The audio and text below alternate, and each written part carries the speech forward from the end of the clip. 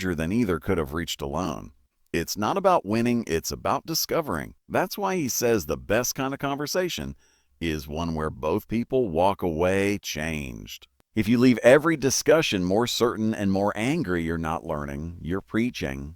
But if you leave slightly wiser, slightly humbled, slightly clearer, that's progress. This rule also applies inwardly. Sometimes the person you need to listen to most is the one inside you. The quiet voice of intuition, guilt, or conscience that you keep silencing. Peterson reminds us that we are often strangers to ourselves. Our emotions, dreams, and fears contain truths that logic alone can't reveal. But you can't hear them until you learn to listen, patiently, without judgment. When you start listening to that inner voice, you begin to integrate the parts of yourself that you've ignored. That's how you become whole. Listening is not weakness, it's discipline. It's the ability to quiet your ego long enough to learn from reality. It's saying, oh, maybe this person, flawed, confused, human, sees something I can't.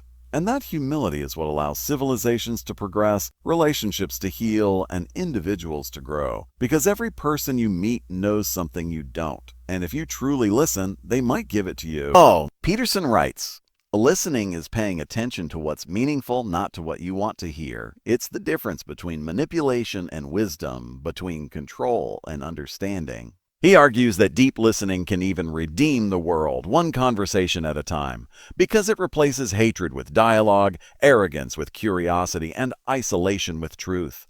The act of listening becomes a moral stance, a declaration that you value truth more than pride. So the next time you find yourself in a debate, a disagreement, or even a quiet conversation, try this. Assume, truly assume, that the other person knows something you don't. Let them finish. Ask questions. Repeat what they said until you understand it clearly, not to surrender, but to connect. Not to agree, but to grow. Because when two people listen, they create something greater than either could alone. And in a world where everyone wants to speak, listening, honest, open, humble listening is still the most revolutionary act of all. Rule 10: be precise in your speech. Words are powerful.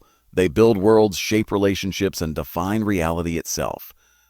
Every truth ever spoken, every lie ever believed, every law, story, or revolution all began as words. Jordan Peterson's 10th rule sounds simple, almost obvious. Be precise in your speech. But behind those 4 words lies a profound truth, that your ability to speak clearly determines your ability to think, to act, and even to live meaningfully. Because when you speak carelessly, you blur the boundaries between what's real and what's imagined.